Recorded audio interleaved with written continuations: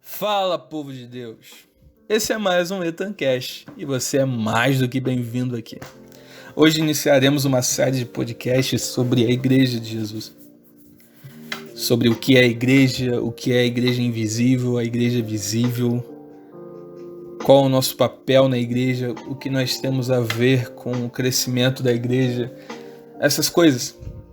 Entender o que é a igreja, o papel da igreja no mundo, é de suma importância também para entendermos o nosso papel pessoal nesse projeto. O que nós temos a ver. O episódio de hoje é sobre a Igreja Invisível. A Igreja Invisível é o povo de Deus, o agrupamento dos crentes redimidos como fruto da morte de Cristo na cruz. A Igreja iniciou pela morte de Jesus. Nós estávamos perdidos pelos pecados. Nós estávamos condenados ao inferno. Mas Cristo veio ao mundo para salvar os homens. E aqueles que aceitam a sua obra salvífica e creem, estes são salvos, e salvos pela graça. Olha o que Pedro fala para a gente na sua epístola, no capítulo 1, os versículos 18 e 19. Sabendo que não foi com coisas corruptíveis como prata ou ouro, que fostes resgatados da vossa vã maneira de viver, que por tradição recebeste dos vossos pais, mas com o precioso sangue de Cristo, como de um cordeiro imaculado e incontaminado. Eu ouvi uma música um dia, em que o autor e o cantor diz a seguinte frase: Jesus morreu na cruz para me dar felicidade. Eu discordo completamente dessa frase. Isso não foi o objetivo de Jesus na cruz. Não foi para isso que ele morreu. Não foi para me dar felicidade, para me dar uma vida boa, cheia das regalias, sem preocupações, sem dificuldades, com tudo do bom e do melhor. Jesus não morreu na cruz para isso. Definitivamente essa não foi o principal motivo da morte de Cristo da cruz. O propósito da cruz foi para salvar o homem pecador. Por isso eu prefiro a primeira estrofe do hino da harpa cristã, que tem por título Conversão, é o número 15, que diz assim: Ó quão cego eu andei e perdido vaguei, longe, longe do meu Salvador, mas do céu ele desceu e o seu sangue verteu para salvar um tão pobre pecador. Esse é o exemplo claro do que Cristo fez na cruz. Nós éramos o cego, o perdido, aqueles que estavam longe do Senhor. Mas mesmo assim ele desceu, ele encarnou, ele foi obediente até a cruz. Na cruz morreu o meu Salvador. Mas ele ressurgiu ao terceiro dia. E aí nasce a igreja. A igreja nasce com essa esperança de salvação. Porque chegou o Salvador. E o Salvador é Jesus. E aqueles que creem, aqueles que entendem o que Cristo fez e o poder da cruz, e acreditam nisso, têm fé, estes fazem parte da igreja. A igreja é constituída por aqueles que creem. É a totalidade dos que creem que Jesus morreu na cruz para nos salvar. E a igreja invisível é o conjunto dos crentes verdadeiros unidos por sua fé em Jesus. E fazer parte desse seleto grupo chamado igreja exige de nós algumas coisas. Dizer que cremos em Deus e em Jesus não significa que estamos salvos. E somos igreja. A salvação é pela graça. Deus é quem salva o homem. Entretanto, para ser salvo é necessário ter fé. E ter fé em Cristo é ter um pacote de responsabilidades a serem cumpridas. A fé não é somente uma confissão a respeito de Cristo, mas também uma ação dinâmica que brota no coração do crente que quer seguir a Cristo. Isso significa que aquele que diz ter fé em Cristo deve arrepender-se dos seus pecados, obedecer a Jesus, obedecer a Deus, obedecer a sua palavra, ter uma sincera dedicação pessoal, ser fiel a Deus. E isso tudo não somente em um dia, no dia que você levanta a mão dizendo que aceita Jesus.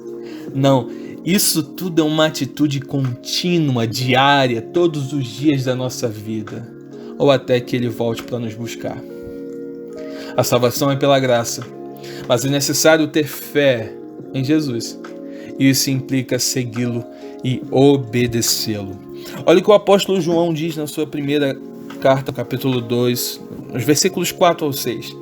Ele diz o seguinte: aquele que diz, eu conheço, não guarda os seus mandamentos, é mentiroso e nele não está a verdade.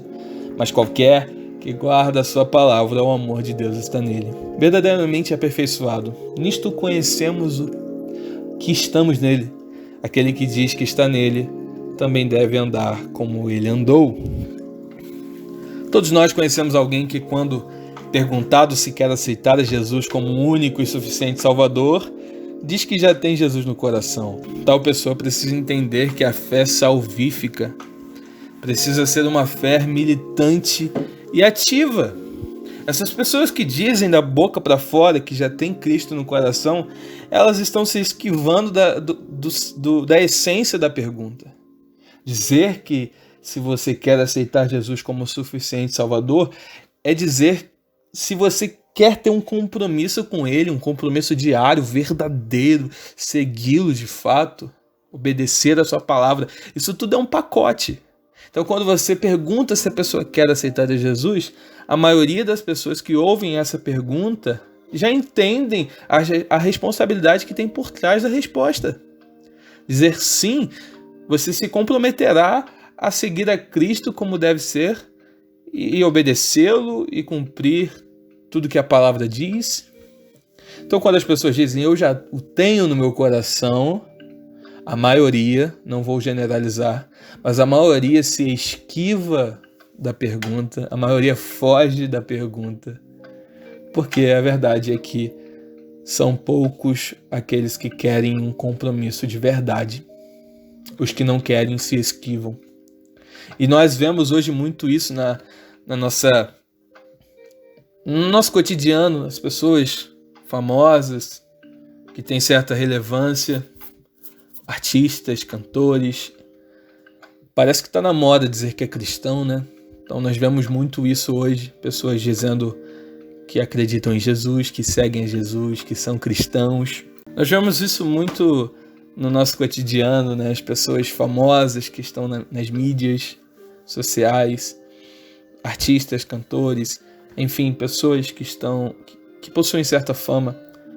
Algumas delas sempre professam a fé em público a Jesus, dizem ser cristãos, mas alguns não testificam em suas obras a sua fé.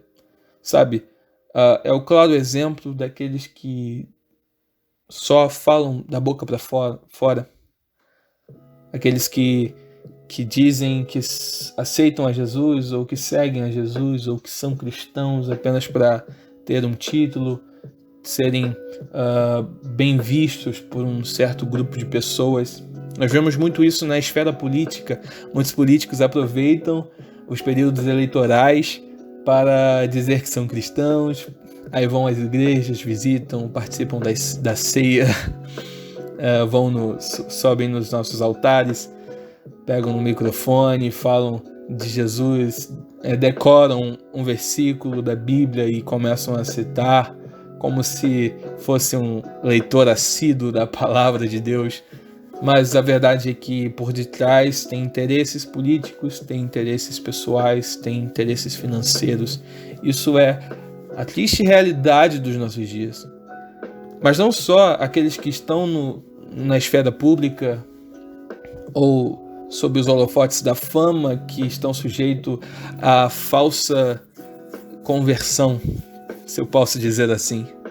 Mas pessoas do nosso dia a dia dizem serem crentes, mas o fazem da boca para fora.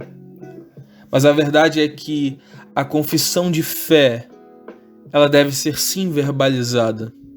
Porém, a simples verbalização não é eficaz quando as minhas obras não condizem com o que eu faço, com o que eu falo, como eu estou agindo. Tiago disse na sua carta: a fé sem obras é morta.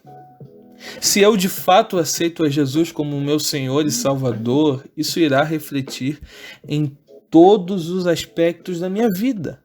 Logo, a igreja invisível e verdadeira é composta por aqueles que verdadeiramente creram em Jesus e suas obras testificam a sua confissão. Por aqueles que pregam a mensagem do Evangelho, aqueles que obedecem às Sagradas Escrituras, aquele povo que busca uma separação, uma santificação, que buscam diariamente consagração, que leem a Bíblia, meditam na Bíblia, guardam a palavra de Deus. Esse é verdadeiramente o povo de Deus. Não são os que da boca para fora falam, os que na mídia falam e as suas obras não condizem. O povo de Deus é aquele que guarda a sua palavra. Não somente guarda, mas pratica a sua palavra. Que busca ao Senhor de todo o coração. Esse é o povo de Deus. Essa igreja invisível, é um povo peregrino que não pertence a essa terra. Olha o que Hebreus, capítulo 13, nos versículos 12 e 14, diz pra gente. E por isso também Jesus, para santificar o povo pelo seu próprio sangue, padeceu fora da porta. Saiamos, pois, a ele fora do arraial, levando o seu vitupério. Porque não temos aqui cidade permanente, mas buscamos a futura. Ser seguidor de Cristo envolve sair fora do arraial. Para esses cristãos judaicos que o contexto do livro de Hebreus se refere, o arraial representa o judaísmo.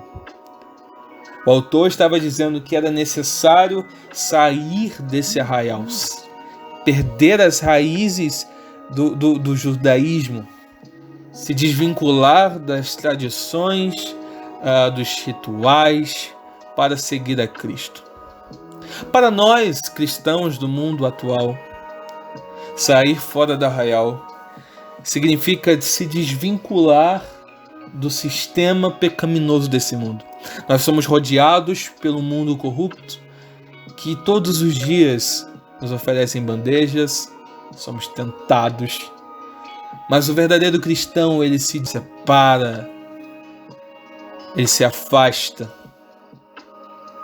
sai fora do arraial. Nós devemos levar o vitupério de Cristo a fim de segui-lo. Somos diferentes por natureza.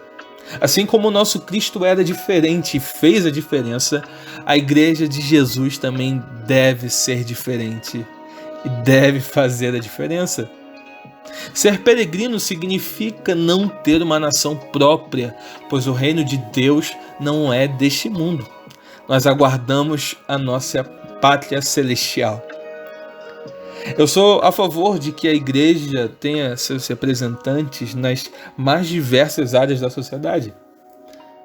É maravilhoso ter representantes na política. É maravilhoso que temos representantes na economia, nas artes em geral, no cinema, na medicina, em todas as profissões. É maravilhoso que a igreja alcance esses espaços, as esferas da sociedade. Mas nós não podemos confundir ocupar certas posições na esfera da sociedade em dominar tudo que as esferas proporcionam. Por exemplo, nós podemos ter representantes no legislativo, nós podemos ter presidentes cristãos, nós podemos ter juízes cristãos, nós podemos ter deputados cristãos, mas eles estão lá para fazerem o bem à população, a promover uma sociedade justa, igualitária, uma sociedade desenvolvida, segurança. É para isso que eles estão lá. Não para transformar o nosso país em um país cristão, onde só o cristianismo pode operar, em um sistema totalitário. Não! Nós não fomos chamados para isso. Nós não fomos chamados para dominar terras. Nós não fomos chamados para dominar governos. Nós não fomos chamados para termos um domínio mundial do cristianismo. Não. O papel da igreja é ser militante, sim, mas militar em prol às causas do reino, através da pregação do evangelho e do poder de Deus. Nós somos peregrinos, isso significa que nós não temos pátria na terra, nossa pátria é o céu. Mas enquanto cidadãos da terra, nós temos sim que ter representatividade nas mais diversas áreas do que envolve a sociedade. Isso é claro. Mas é necessário entender que ter participação representativa nas diversas áreas da sociedade é diferente de ter o controle absoluto totalitário delas. Entende? Os judeus do primeiro século e os próprios discípulos, eles confundiam muito isso quando Cristo veio. A gente pode ler isso em Atos, capítulo 1. Quando Jesus estava para ser assunto aos céus, os discípulos perguntam: quando o Senhor vai vir, vai estabelecer o seu reino, tal? Porque essa era uma preocupação dos judeus sobre o Messias. O Messias viria para impor um governo onde todas as nações inimigas seriam destruídas e a nação do povo de Deus seria exaltada, enfim, teria um controle de tudo. E nisso os judeus daquela época acreditavam. E quando Jesus veio com uma proposta diferente em não ter um controle de reino político, mas sim estabelecer salvação aos perdidos pecadores, ele veio como um líder espiritual e não um líder político, causou diversos questionamentos entre os rabinos, os fariseus, e por isso eles o rejeitaram, porque viram que ele não era um líder político, e sim um líder espiritual. Então muitos caíram nessa falácia de não entender o que Cristo veio fazer. E hoje em dia ainda tem muitos cristãos que ainda caem nisso, achando que os cristãos devem dominar, os governos devem dominar todas as prefeituras, devem dominar toda a cultura, devem dominar tudo que está no mundo. Mas, irmãos, a nossa pátria é o céu. Enquanto estivermos aqui, vamos sim militar sobre as nossas causas, sobre a palavra de Deus, sobre a verdade. Vamos falar contra o pecado, mas o mundo vai nos odiar. O mundo não aceitará aquilo que a palavra de Deus diz, e isso já está escrito, e é profecia para o fim dos tempos.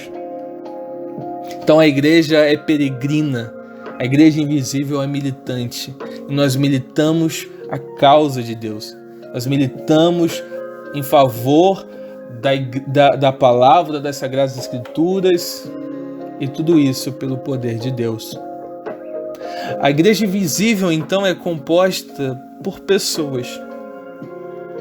Pessoas essas de diferentes culturas, diferentes povos, diferentes nações, diferentes línguas. Mas todas possuem um ponto comum. Creem em Jesus. E Ele como Salvador. Essa é a igreja. A geração eleita, o sacerdócio real, a nação santa. Povo exclusivo de Deus, para anunciar as grandezas daquele que os chamou das trevas para a sua maravilhosa luz. A igreja é o povo de Deus. A igreja é o corpo de Cristo. A igreja é a noiva do Cordeiro. E essa igreja, ela possui uma missão: levar as boas novas da salvação a todo mundo. A igreja possui uma pátria, e essa pátria é o céu. A igreja possui um rei, e ele é o Deus Todo-Poderoso. E se você crê no sacrifício de Jesus na cruz, você faz parte da igreja. A igreja invisível, ela está em diversos pontos da terra. A igreja invisível possui as mais variadas tipos de pessoas, com seus fenótipos extremamente específicos. A igreja é composta por indígenas, por africanos, por asiáticos, por pessoas do Oriente Médio, por latino-americanos ou anglo-saxões. A igreja é um povo santo, é uma nação santa que proclama o reino de Deus. que não está estabelecido, mas que está vindo aí. Essa é a igreja. E você faz parte dela. Esse foi o Etancast de hoje. Eu espero que você tenha gostado. Se você não nos segue, siga-nos no nosso Instagram, @etan_omadonf. Nós estamos no YouTube, inscreva no nosso canal, curta o vídeo. Se você está no Spotify, siga o Etancast no Spotify. E é isso aí. Até a próxima. Valeu.